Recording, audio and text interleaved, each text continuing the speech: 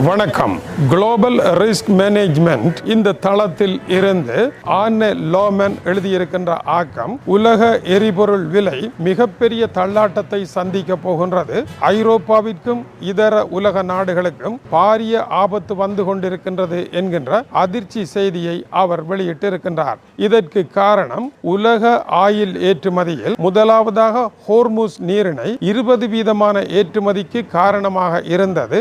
இப்பொழுது ஏறத்தாழ முற்றாகவே அது மூடப்பட்ட நிலையில் இருக்கின்றது. இதை யாரும் கவனத்தில் எடுக்கவில்லை. இரண்டாவதாக, அடுத்த பெரிய தளமாக இருந்தது செங்கடல் வழியாக வருகின்ற பப் அல் மெண்டிப் என்கின்ற நீரிணை.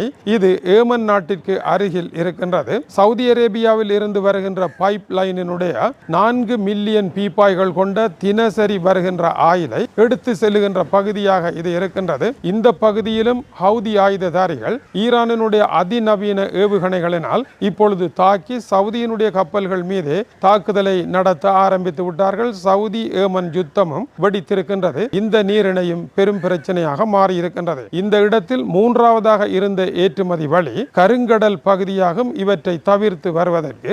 ஆனால் கருங்கடலில் இப்பொழுது ரஷ்யாவினுடைய ஆயில் டேங்கர்கள் மீது உக்ரைன் நடத்துகின்ற தாக்குதல்கள் அமோகமாக இருப்பதனால் அந்த வழியும் ஏறத்தாழ அடைக்கப்பட்ட நிலையில் அங்கிருந்து வருகின்ற நோவோட்ரோசிக் என்கின்ற துறைமுகமே இப்பொழுது செயற்பட முடியாமல் பூட்டப்பட்டு விட்டது.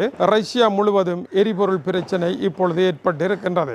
இந்த நிலையில் கப்பல்களை என்ன செய்வது? டம் இனோவேஷன் என்கின்ற டென்மார்க்கினுடைய கப்பல் தன்னுடைய பாதையை மாற்றி மறுபடியும் சுயஸ் கால்வாய் வழியாக திரும்பி வருகின்ற பணியை ஆரம்பித்திருக்கின்றது. இப்படி திரும்பி வருகின்ற பொழுது ஏற்படுகின்ற கால இழப்பு வளமையான காலத்தை விட மேலும் 1 மாத காலம் அதிகரிக்கும். மேலும் 1 மாத காலம் அதிகமாக கப்பல் ஓடுகின்ற பொழுது பணியாளர்கள் சம்பளம், எரிபொருள் செலவு, வாடகை, வட்டி என்று எல்லாவற்றையும் கூட்டுவோமாக இருந்தால் இரட்டிப்பு அதிகமான நிலையை நோக்கி எரிபொருளினுடைய விலை செல்லும். இதனால் பணவீக்கம் அதிகரிக்கும், பொருளாதார தட்டுப்பாடு ஏற்படும், தொழில்கள் ஸ்தம்பித நிலை அடையும், ஐரோப்பாவினால் செயற்பட முடியாத நிலை வரும் என்று ஐரோப்பாவினுடைய மத்திய வங்கியாகிய ECB-யினுடைய கடைசி எச்சரிக்கை அறிக்கை வெளியாகி இருக்கின்றது. ஐரோப்பா இதற்கு எப்படி தயாராவது? 3 நீர்வழிகளும் அடைக்கப்பட்ட நிலையில் 4வதாக ஒரு புதிய நீர்வழியை தேடுவது இயலாத காரியமாக இருக்கின்றது. ஆப்பிரிக்காவை சுற்றி வருவது கூட இப்பொழுது ஹோர்முஸ் நீரிணை பப் அல் மெண்டிப் தடுக்கப்பட்ட நிலையில் பயனற்ற ஒரு வழியாகவே மாறி இருக்கின்றது. இந்த வழிகள் தடைபெற்று இருப்பது கிணற்று நீர் ஊறுவதற்கான 3 பிரதான ஊற்றுக்களும் அடைத்த நிலையில் இருக்கின்றன. இதனால் நீர் பெருக முடியவில்லை. கிணற்றில் இருந்த நீரை பாவனை செய்வதனால் கிணற்று நீர் வற்றி பட்டை கிடங்கு என்கின்ற கடைசி கிடங்கு வரை செல்வது போல உலக நாடுகளின் கைவசம் இருந்த ஆயில் எல்லாம் பாவனைப்படுத்தப்பட்டு அது பட்டை கிடங்கு வரை செல்வது போல சென்றுவிட்டது. எனவே ஆயிலினுடைய வரவு இல்லாத நிலையில், கையிருப்பும் அழிந்து கொண்டிருக்கின்ற சூழ்நிலையில் உலகத்தினுடைய தொழில்களை நடத்த முடியாதவாறு புதிய நெருக்கடி ஏற்பட்டு இருப்பதே இன்றைய பிரச்சனைக்கான காரணம் என்று குறிப்பிடுகின்றார். இந்த நிலையில் இதற்கு தீர்வுதான் என்னவென்றால், அமெரிக்காவை பொறுத்தவரையில் ஈரானுடன் உட்கார்ந்திருந்து பேச்சுக்களை நடத்த வேண்டும். அதுதான் ஒரே வழியாக இருக்கின்றது. ஆனால் பேச்சுக்களை நடத்த முடியாத சூழ்நிலை இருக்கின்றது. அமெரிக்கா முன்னர் குறிப்பிட்டது, ஹோர்முஸ் நீரிணை உட்பட உலக கடல் வழிகளை அமைதியான பாதைகளாக நான் மாற்றுவேன், உலகம் கவலை கொள்ள வேண்டாம் என்று கூறியது.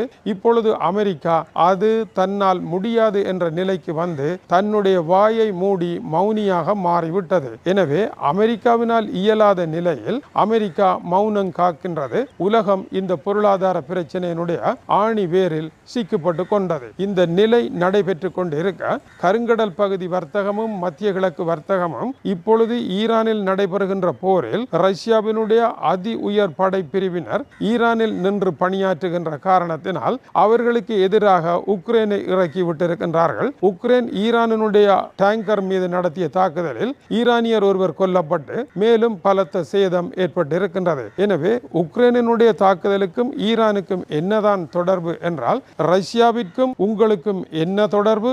அதுபோல ரஷ்யா வந்தால் நாங்களும் வருவோம் என்பது உக்ரைனினுடைய நிலைப்பாடாக இருக்கின்றது. ஏனென்றால் சூடானில் ரஷ்யா சூடானில் இருக்கின்ற எதிரணியினருக்கு ஆட்சிக்கு ஆதரவு கொடுக்க உக்ரைன் ஆளும் வர்க்கத்திற்கு ஆதரவை வழங்கியது. இதுபோல ஈரானினுடைய ஆளில்லா விமானங்கள் கட்டார் போன்ற நாடுகளில் தாக்குதலை நடத்திய பொழுது உக்ரைனினுடைய ஆளில்லா விமானங்களை எதிர்க்கின்ற அணி அங்கு சென்று ஈரானினுடைய ஆளில்லா விமானங்களை சுட்டு வீழ்த்தியது. எனவே கூலிப்படைகள் போல உக்ரைன் செயற்படுகின்றது. இஸ்ரேலினுடைய ஏவுதலின் பெயரில் தான் ஈரானினுடைய ஆயில் டேங்கர் மீது உக்ரைன் தாக்குதலை நடத்தி இருக்கின்றது என்று ஈரானினுடைய வெளியுறவுத்துறை அமைச்சர் அபாஸ் அரக்சி குற்றம் சுமத்தி இருக்கின்றார். இது தொடர்பாக ரஷ்யாவினுடைய வெளியுறவுத்துறை அமைச்சர் சர்ஜே லவ்ரோவ், அதைத் தொடர்ந்து ஐரோப்பிய ஒன்றிய வெளியுறவுத்துறை அமைச்சர் காயா கலாஸ் ஆகியோருடன் அபாஸ் அரக்சி தொலைபேசி வழியாக பேசி இதற்கான பழிக்கு பழியை வாங்காமல் ஈரான் விடப்போவதில்லை என்று குறிப்பிட்டிருக்கின்றார். எனவே இந்த போர்க்களத்தில் பல புதியவர்கள் உள்ளே இறங்குவது உலக எரிபொருள் ஏற்றுமதியில் பிரச்சனையை உருவாக்குகின்றது. எல்லாமே ஒரே நேரத்தில் முடங்குமாக இருந்தால் எப்படி உலகத்தின் எரிபொருள் பிரச்சனையை தீர்ப்பது? வட துருவத்தினால் தான் இந்த பாதையை கட்டியமைக்க வேண்டும். வட துருவத்தினால் செல்வதாக இருந்தால் வட துருவ கடல் வழியில் பெரும்பங்கு ரஷ்யாவின் கட்டுப்பாட்டில் இருக்கின்றது. ஈரானினுடைய கட்டுப்பாட்டை விட அது பெரும் பிரச்சனையாக மாறும். எனவே இதற்கு அடுத்தபடியாக ஒரு புதிய வழியை கண்டுபிடிக்க முடியுமா என்றால் இதற்கு எந்த வழியுமே கிடையாது என்பதை குளோபல் ரிஸ்க் மேனேஜ்மென்ட்டினால் கூற முடியவில்லை.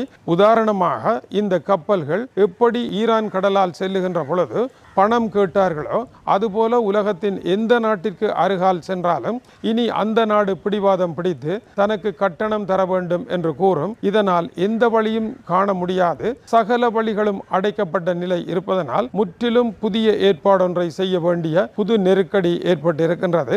இது மாறுகின்ற உலகத்தில் மிக அவசியமாக உடனடியாக புது தீர்வு காணப்பட வேண்டிய அபாயகரமான ஒரு திருப்பமாக இருக்கின்றது. அன்று இந்தியாவிற்கான வழியை தேடிய பொழுது பெரும் புயல் வீசியது ஆப்பிரிக்க பகுதியில்.